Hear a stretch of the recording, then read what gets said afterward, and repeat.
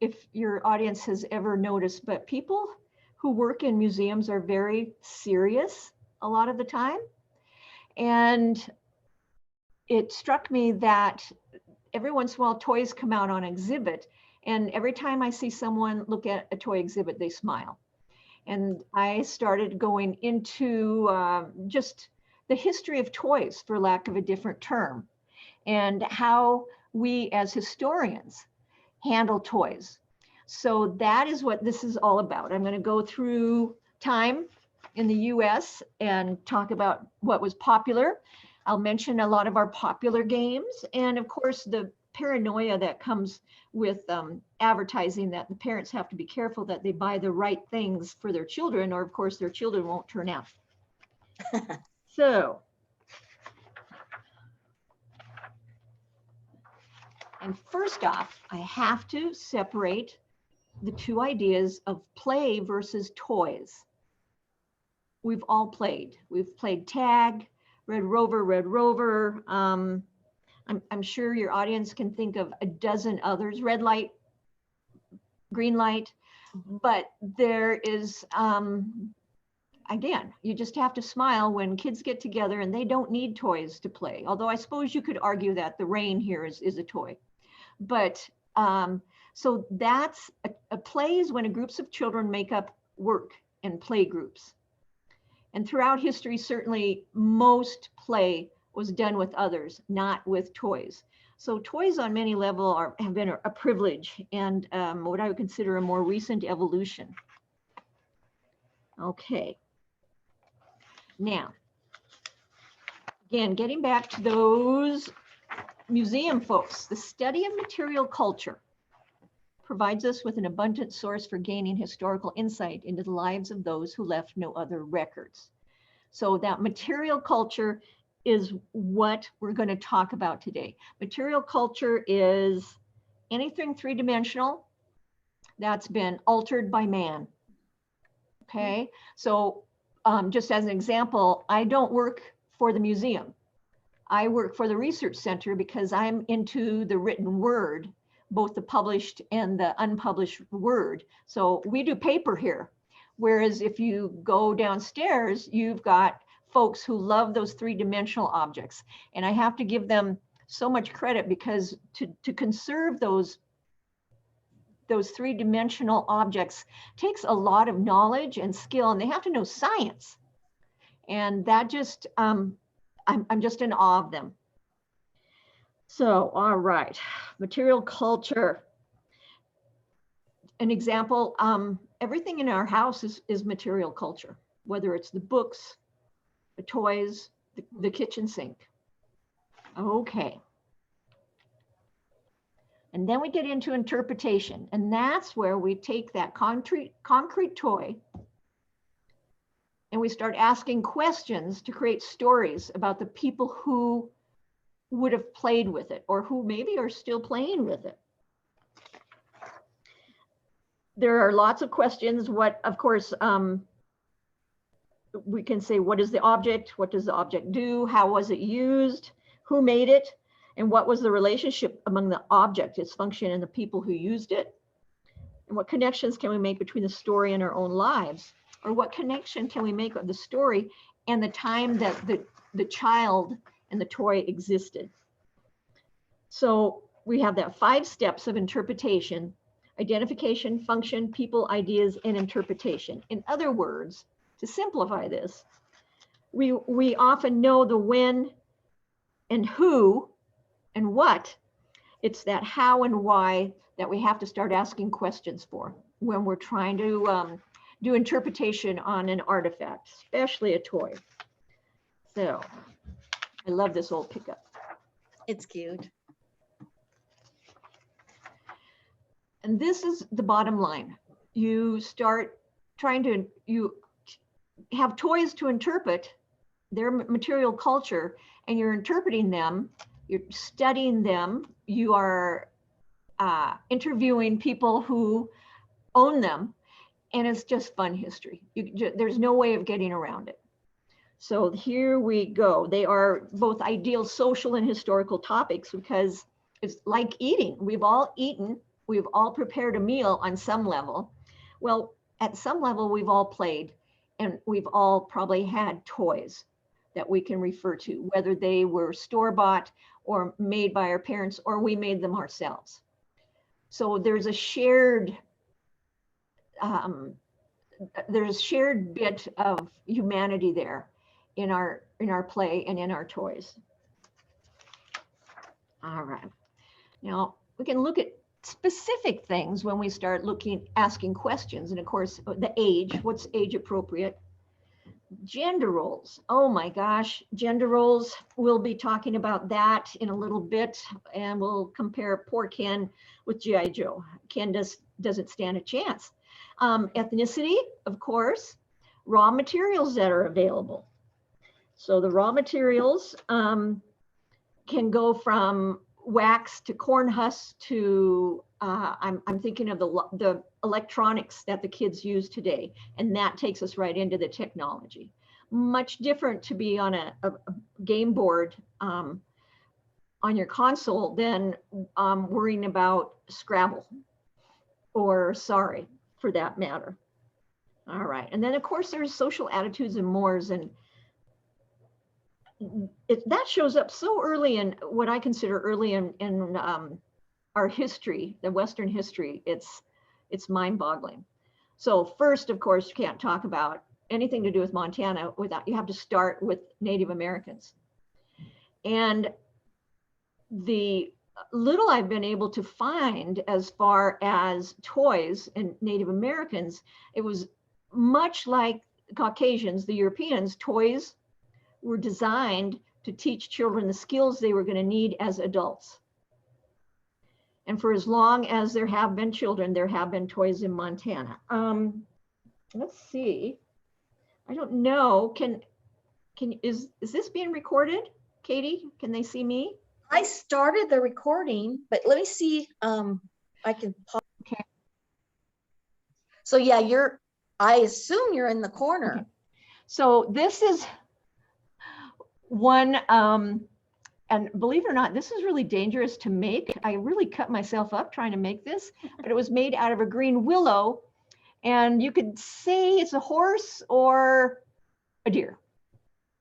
But it's a prime example of just making toys out of what is available. And I keep her on my desk all the time. So there's, again, something magical about making toys for someone that you love with what you've got handy. So then we talk about the evolving materials, and certainly the evolving materials, the literal substance that the toys are made of, has a lot to do with what our toys are. So toys would have started as sticks, as reed, as walks, as making dams in a puddle. Then they went on to porcelain, which is expensive and fragile. Wax, there are wax dolls around. Some did survive. But imagine having a wax doll. You wouldn't be able to mistreat her at all. Then there's paper mache, or what some of us may be more familiar with, composition. And that they take a mold really well, but boy, if you get them wet, they're done for. Cast iron showed up in the mid 1860s as far as toys. And then that celluloid, the early plastic, was inexpensive, but fragile. Paper and cardboard, wood, and then in the 1940s, post-war, we have that the boom of toys in plastic. So I would like people to just take a moment and think about, what were your toys? What were your favorite toys made of? And if you don't have a favorite toy, what kind of play were you involved in? Probably a lot of us would have remembered trying to make chores into some sort of a play process. And children are famous for that. All right. Now, standardization. Of course, this is the beginning of our consumer culture. Oh boy, howdy. So imagine the change in everything when the railroads hit Montana. 1881, December, the railroad from Salt Lake City, pulls into Butte. A few years later, we've got railroads coming into Miles City. We've got them coming in from the west. And along with this comes, are you ready for this? Catalogs. Oh, Catalogs. sure. And I hope that everybody has some sort of a memory, unless you are less than 40 years old, of your parents getting Christmas catalogs and going through them. And if not, making a list of what you wanted, cutting out different pictures and making your own paper dolls. So with this standardization, with the transportation, we see a little boy in a logging camp up in Libby can have the same toy as a little boy on a ranch in Custer County. And so this is a huge revolution as far as toys go. Now, bear in mind that purchased toys for a long time were considered inferior. And the homemade toys were the norm. And of course they were. If you've got a grandma who makes you a rag doll or a grandpa that makes you a wagon, that's going to be infinitely more important than something that has been ordered off of a catalog. But every era has its trends. And by the end of the 19th century, the toys found in typical homes begin to look familiar to us in the 20th and 21st century. Sleds, skates, checkers, wagons, dolls, jump ropes, croquet sets, paper dolls, tea sets, doll carriages, tops, balls, wagons, and marbles. From 1900 to 1920, play and its games are similar to previous eras with skating, baseball games, etc. But activities begin to require more equipment. While children are still playing tag and hide and seek, by 1921, much play both in and out of urban areas requires equipment. Bicycles. Team sports require baseball, basketball, hockey sticks. And child experts emphasize the creation of environment that emphasize to parents that they need to create an environment that will promote creativity and productivity in their child. So there's a little paranoia now starts growing in with parents.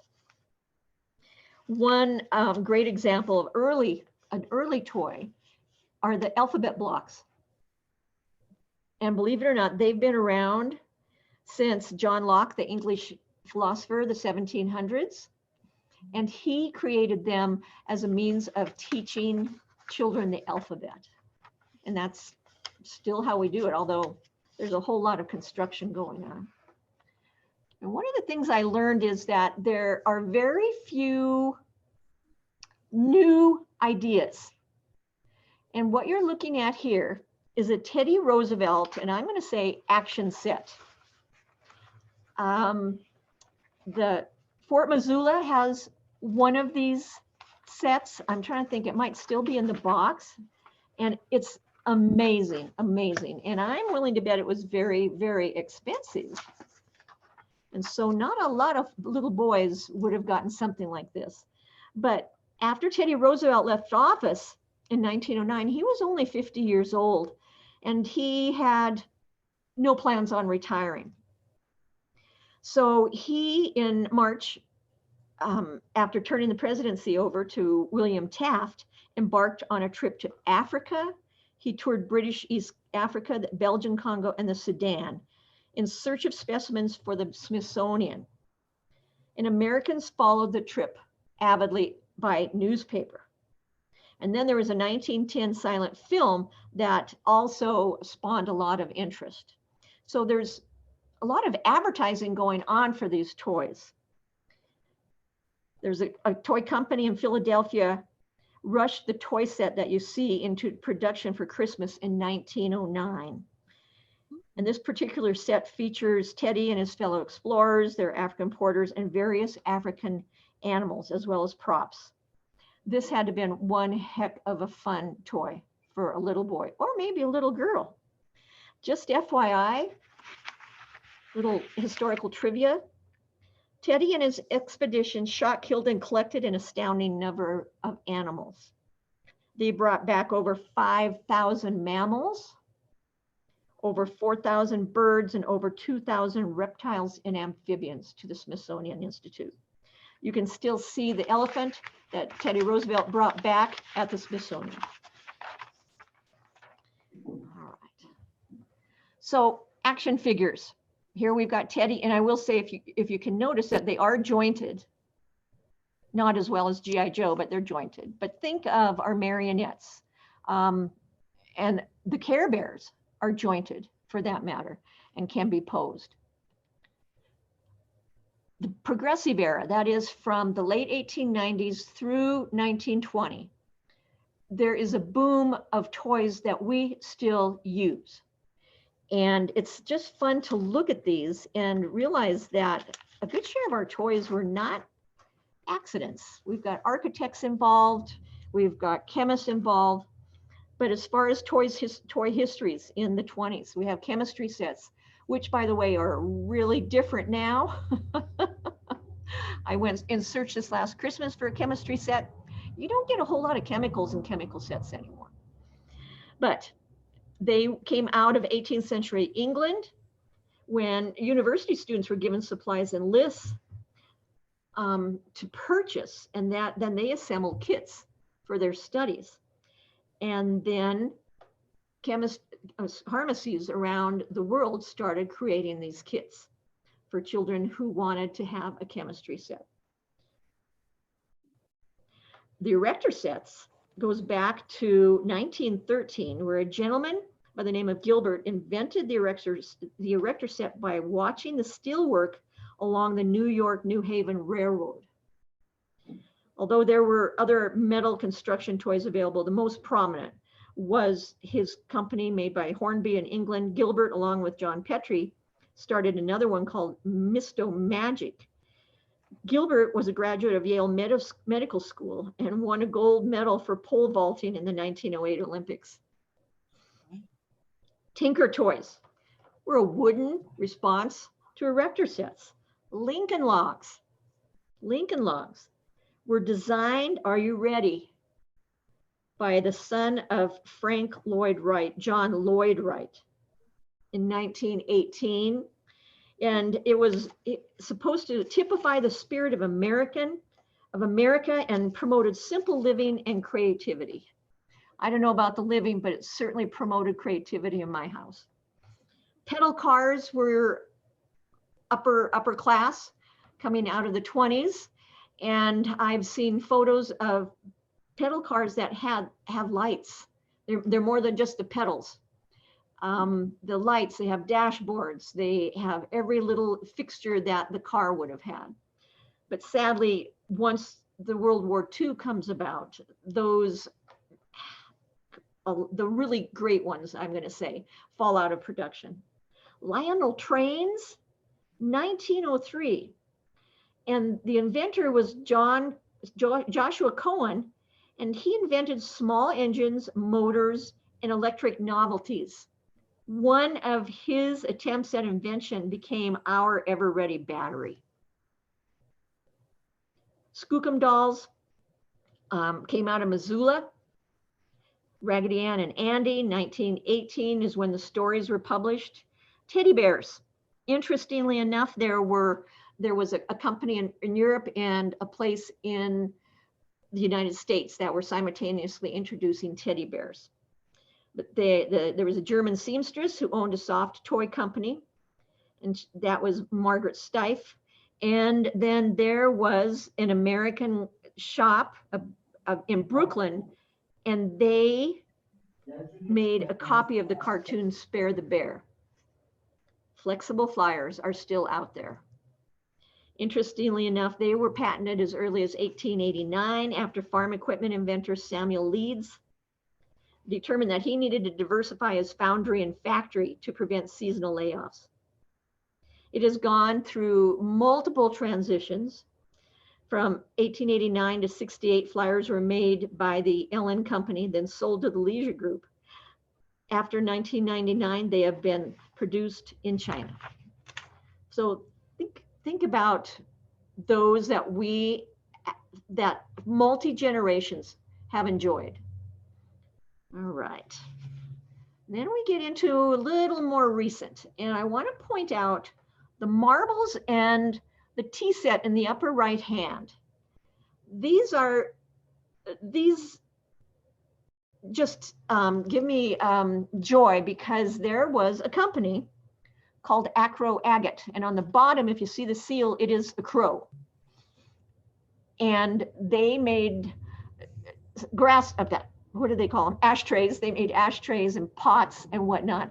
And going into World War I, Germany and Japan, where we traditionally imported our children's tea sets, were off limits.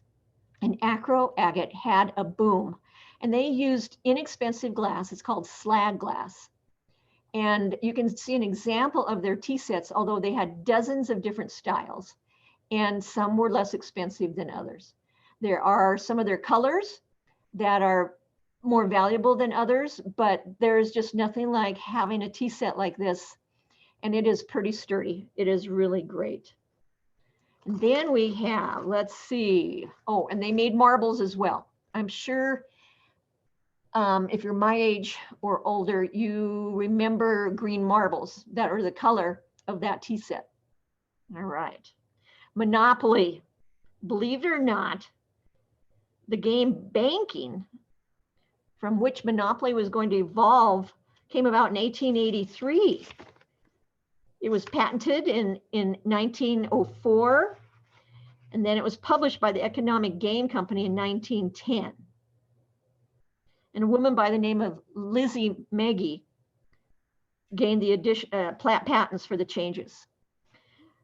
In 1933, Charles Darrow manufactured 5,000 Monopoly games and was issued a patent in 1935, which he assigned to Parker Brothers. Parker Brothers began marketing the game that same year.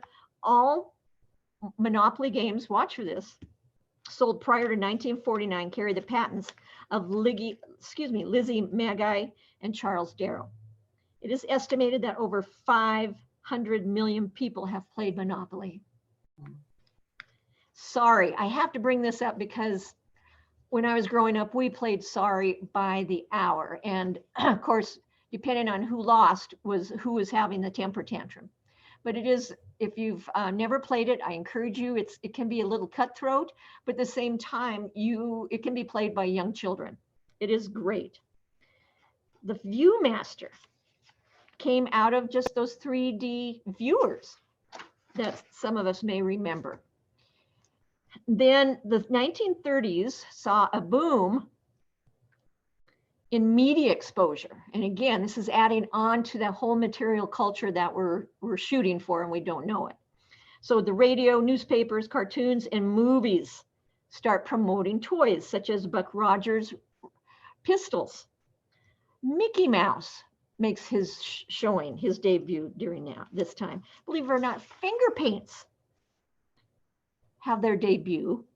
The sock monkey, named by the Nelson Knitting Company, which they believe has invented the sock monkey.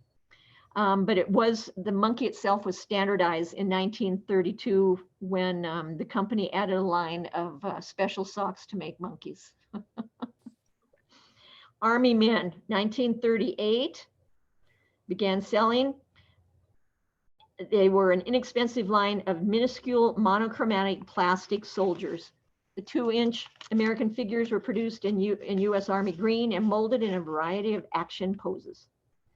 A little boy's war fantasy could come true, sold in large plastic bags. Demand for the little green men rose in the 1950s, thanks to the boom in plastics and manufacturing. Soon, the company was manufacturing enemy forces too. German troops were molded in gray, Japanese forces in yellow. And though the little warriors had undergone several changes over the years, their most famous identity as World War II air soldiers were their pod feet, were that little platform that they stand on, and they're easy to move around. They don't lose their balance.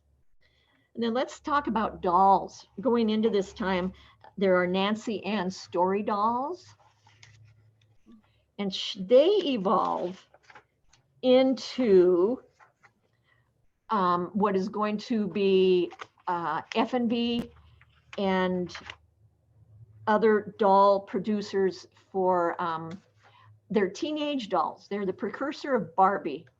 And they're very fun. They're shaped a lot different than Barbie, to say the least. But they came with lots of accessories and definitely more teenage oriented, although they came with high heels, with bras and girdles and silk stockings. If you can imagine a doll needing a girdle. No, I'm not kidding. I'm not kidding. Legos, 1949. Candyland came about this time. Paper dolls became very popular during World War II because there was so little material for toys. And it just goes on and on. So then we get into the 50s, 60s, and I'm going to say 70s. I call it the Cold War meets gender politics. And look at how similar these toys are. They're made out of metal and plastic, but the one on the left is for little girls and the one on the right is for little boys. The Cold War, specifically during the television, barraged children and parents with ads for the toys coming out of manufacturers. Child experts continued to emphasize toys which generated creativity, but also promoted educational toys which often reinforced gender roles. But the Cold War had a direct influence on both parents as well as toys. One toy catalog read, "Parents and teachers everywhere face an unusual challenge. They are being called upon to prepare children for a world so radically new that we dare not forecast its direction, its technology, and its social organization." After launching the Sputnik by the Soviets, it was obvious that social experts, that American child's creativity had somehow been neglected because they had beat us into space, and certainly play and toys had something to do with it. Toy manufacturers and television were more than happy to come up with suggestions. And there was a sudden burst of toys in American homes that symbolized the success of the consumer culture. And certainly the Cape Canaveral and the dollhouse, neither one of these would have been dime store purchases. They would have definitely been middle class or upper class. Then getting back to the dolls, we have the Nancy Ann that evolves into Miss Revlon, Miss Ginger, Miss Nancy Ann, again, all with teenage bodies except for the high heels. And we have toys coming out such as holster sets and cowboy gear, Tommy Burst submachine gun, battle wagon, giant gray and blue battle set, Movieland drive-in theater, Tiger Joe, a battery operated tank, atomic Cape Canaveral playset, Barracuda atomic sub, and Playmobil dashboard.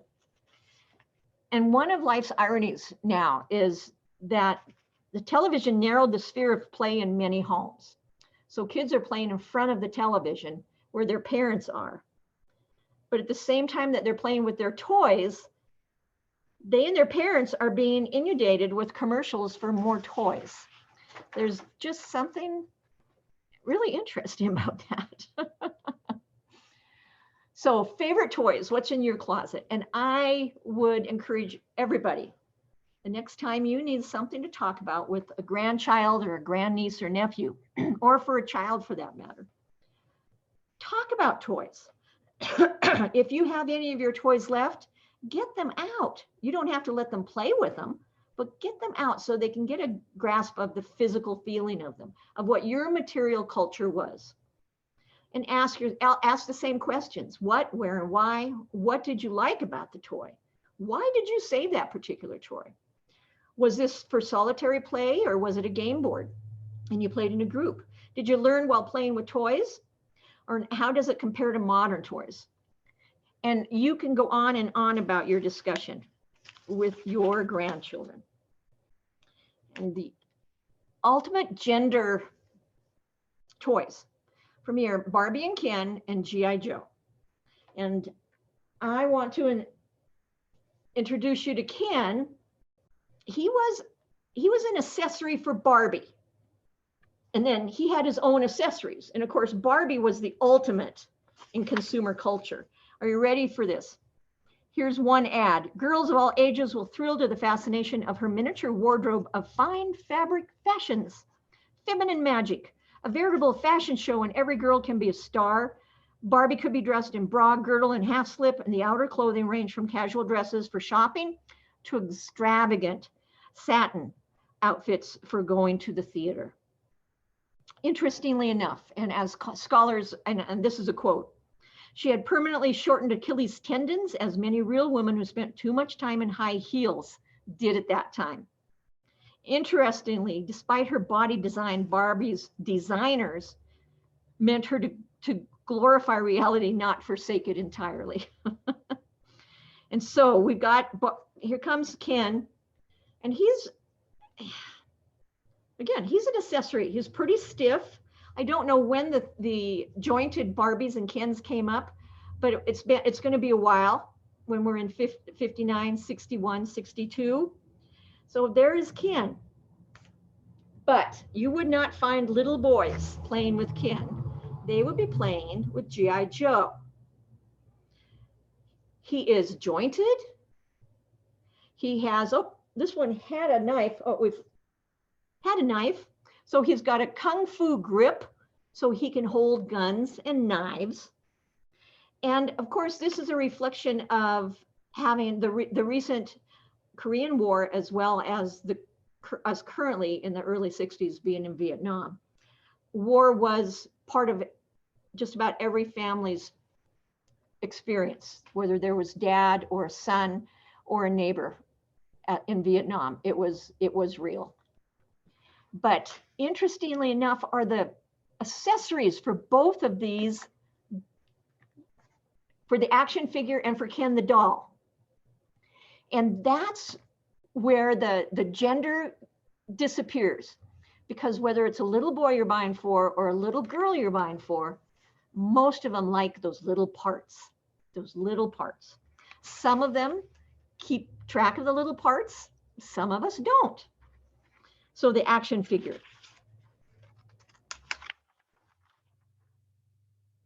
And Barbie and Ken.